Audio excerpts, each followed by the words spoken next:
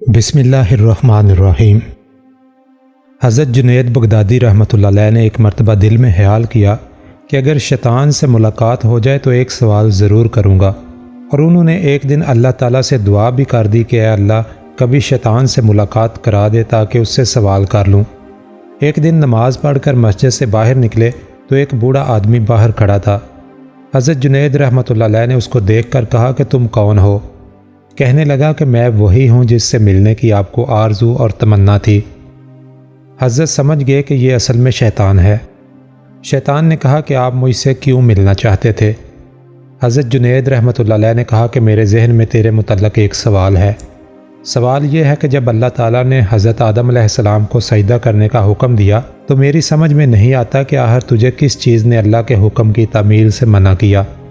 کیونکہ تو نے سجدہ نہیں کیا، کیا اللہ کی عظمت کو نہیں جانتا تھا؟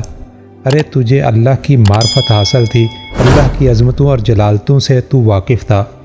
اس قدر اللہ کی قربت رکھنے کے باوجود جب اللہ نے تجھے حکم دیا کہ آدم کو سجدہ کر تو نے آخر کیوں سجدہ نہیں کیا؟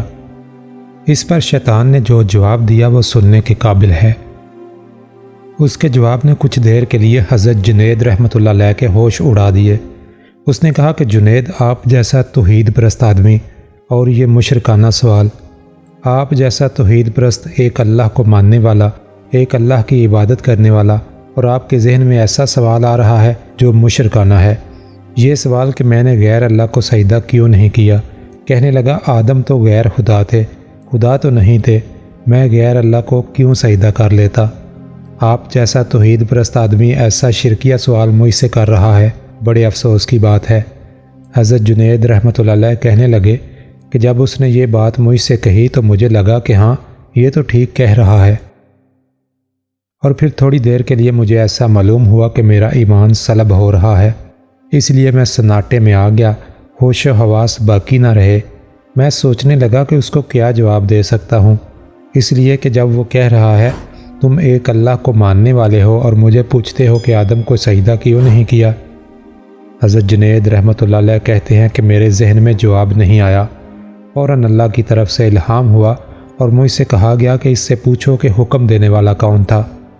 حکم دینے والا جب خود کہہ رہا ہے کہ فلاں چیز کو سجدہ کرو تو توحید اسی کا نام ہے کہ اس کی بات کو مان لیا جائے۔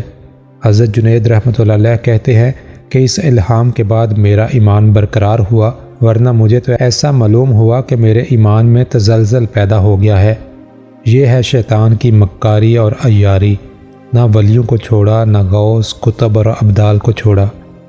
غور کرے کہ شیطان باتوں اور چیزوں کو کس طرح مزین کرتا ہے اور گمراہ کرنے کی کوشش کرتا ہے۔ اس کا اندازہ آپ اس واقعے سے کر لیجئے۔ اس لیے کبھی بھی شیطان سے بے فکر نہیں ہونا چاہیے۔ شیطان کی عیاری اور مکاری سے بسا اوقات انسان بے ایمان بھی ہو جاتا ہے، لیکن اسے خبر نہیں ہوتی کہ میں بے ایمان ہو گیا ہوں۔ شیطان کفر کو مزین اور خوبصورت کر کے پیش کرتا ہے۔ اللہ تعالی ہم سب کو نفس اور شیطان کے ہتھ کنڈوں سے محفوظ رکھے، آمین۔ دوستو، ویڈیو پسند آئی ہو تو ویڈیو کو لائک کرتے ہوئے دوسروں کے ساتھ شیئر ضرور کریں اور اپنی رائے کا اظہار کمنٹس باکس میں ضرور کریں۔